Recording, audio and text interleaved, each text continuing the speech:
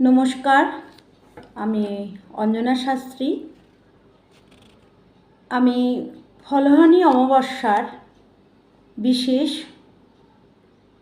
টোটকা দিয়েছি। এখন আমি আলোচনা করব 6 জুন 2024 শনি জয়ন্তী দিবস। এই শনি জয়ন্তী দিবস হলো এই দিনে, এই অমাবস্যা তিথিতে শনিদেবের জন্মতিথি।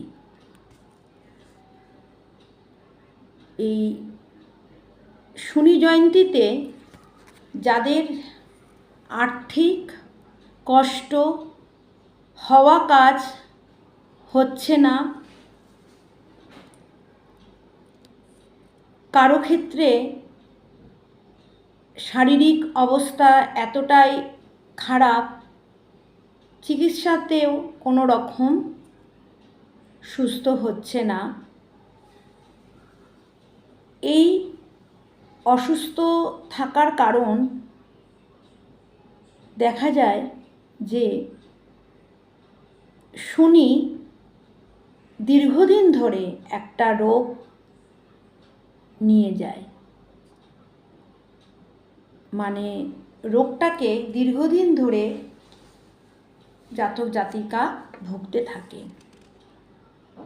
বিশেষ করে বর্তমান সময়ে যারা শনির সাড়েসাতিতে ভুগছ, যেরকম মকর রাশি, কুম্ভ রাশি, মীন রাশি এবং কর্কট রাশি, ঢাইয়া, সিংহ রাশি, এই সমস্ত জাতক জাতিকাদের জন্য এই শনি জয়ন্তীতে বিশেষ কতগুলো পুজো, টোটকা বা উপায় নিয়ে আমি আলোচনা করব।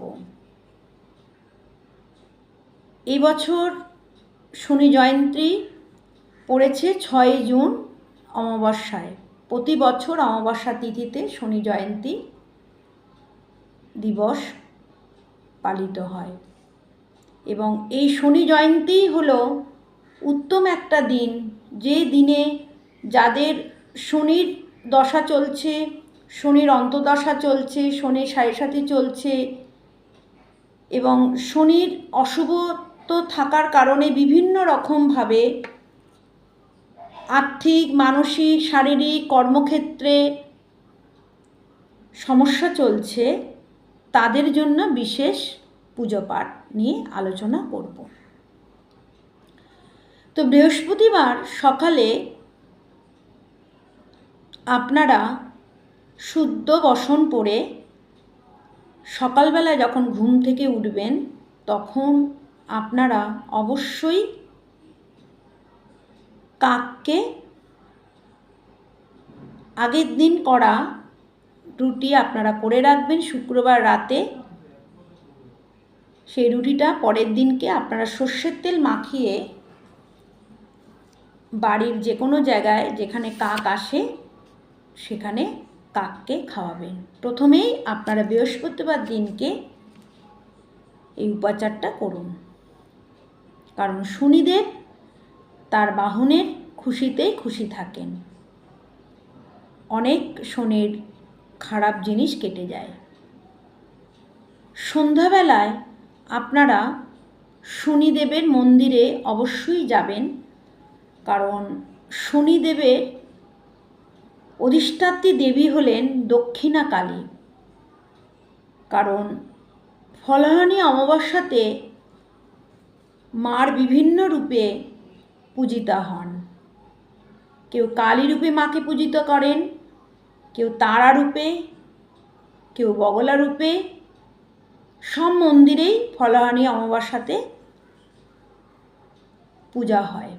তো শনি মন্দিরে আপনারা মা মহামায়ার দর্শন অবশ্যই পাবেন, কারণ মা মহামায়া সর্বত্র বিরাজ করেন।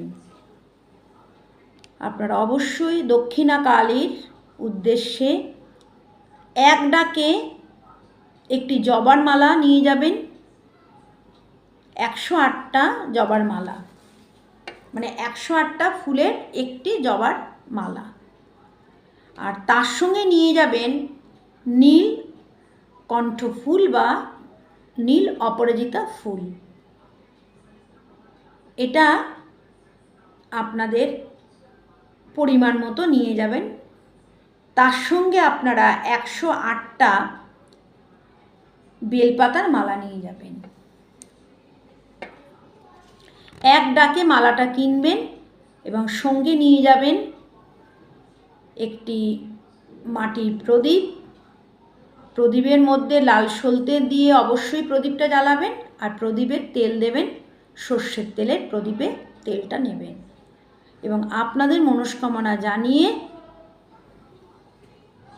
শনি ঠাকুরকে আপনারা পূজা দেবেন। শনির কিছু দান, শনি ঠাকুর কিছু দানের মানুষকে তার কর্মফল থেকে কিছুটা হলেও স্বস্তি দেন। শনিদেবের প্রিয় জিনিস কালো তিল নেবেন, 250 গ্রাম কালো তিল নেবেন, 250 গ্রাম সর্ষের তেল নেবেন, 250 গ্রাম অড়হর ডাল নেবেন, আর অবশ্যই সাথে নিয়ে যাবেন একটি মনস্কামনা জানিয়ে একটি আপনার প্রিয় ফল, যেটা ফলহানি অমাবস্যা উপলক্ষে, শনি জয়ন্তী দিবস উপলক্ষে আপনারা মায়েরকে অর্পণ করবেন। এবং সন্ধ্যাবেলা অবশ্যই বট গাছ বা অশ্বত্থ গাছের গোড়ায় আপনারা একটা প্রদীপ জ্বালাবেন। সেই প্রদীপে একই রকমভাবে সর্ষের তেল, লাল সলতে এবং তিল দেবেন, 3টে লবঙ্গ দেবেন, 3টে এলাচ দেবেন, 3টে কর্পূর দেবেন।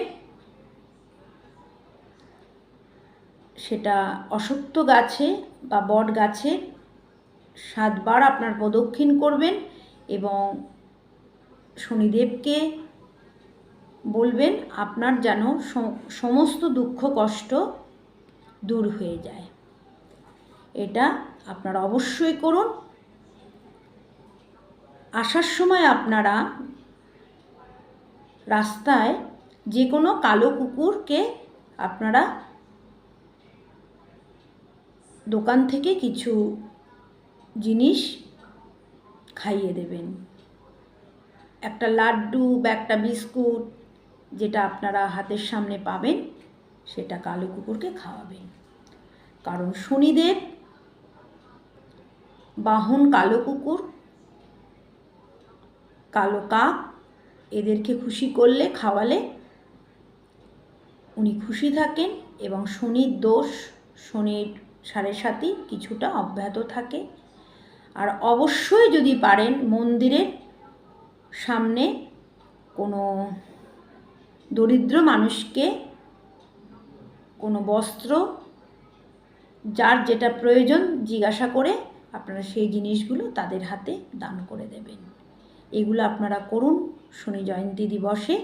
অবশ্যই আপনাদের শনির 7.5 জন্য যে ভোগান্তি এবং শরীর স্বাস্থ্যের যে অবনতি, কর্মক্ষেত্রের যে অবনতি, সাংসারিক যে আর্থিক টানাফোড়ন, কারণ শনি হচ্ছে মানুষের দরিদ্রকে নিয়ে আসে।